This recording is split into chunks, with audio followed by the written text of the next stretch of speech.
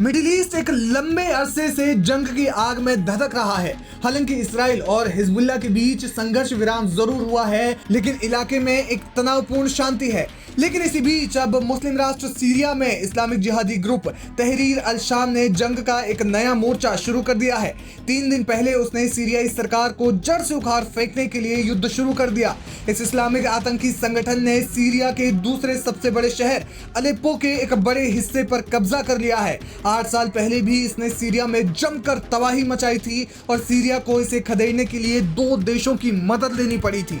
सीरियाई सेना ने शनिवार को पुष्टि की कि तहरीर अल शाम आतंकी संगठन ने अलेप्पो के एक बड़े हिस्से पर कब्जा कर लिया है। सीरियाई सेना आतंकियों को खदेड़ने के लिए जूझ रही है।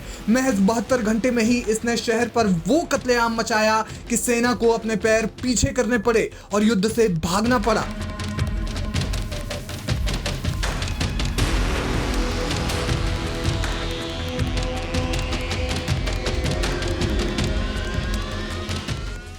दो 2016 में सीरियाई राष्ट्रपति बशर अल असद की सेना ने विद्रोहियों को अलेप्पो से बाहर खदेड़ दिया था और तब से कोई बड़ा हमला नहीं हुआ है। और लेकिन एक बार फिर से 8 साल के बाद आतंकी संगठन ने सीरिया के दूसरे सबसे बड़े शहर अलेप्पो पर हमला किया है। ऐसे में ये जानना अहम है कि कौन है तहरीर अल शाम।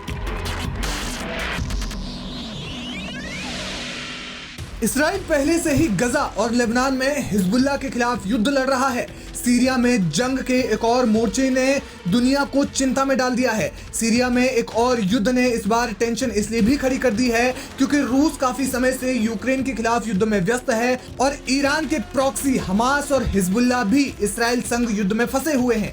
ऐसे में सीरिया की मदद के लिए रूस और ईरान साथ में आते हैं या नहीं, ये देखना दिलचस्प है। हालांकि रूस ने वायुसेना को सीरिया में सरकार के समर्थन में उतार जरूर दिया है, लेकिन देखने वाली बात यह होगी कि क्या तहरीर अल शाम को रोकने के लिए इतना काफी होगा या फिर इस बार सीरिया को कई देशों की साथ में मदद लेनी पड़ेगी।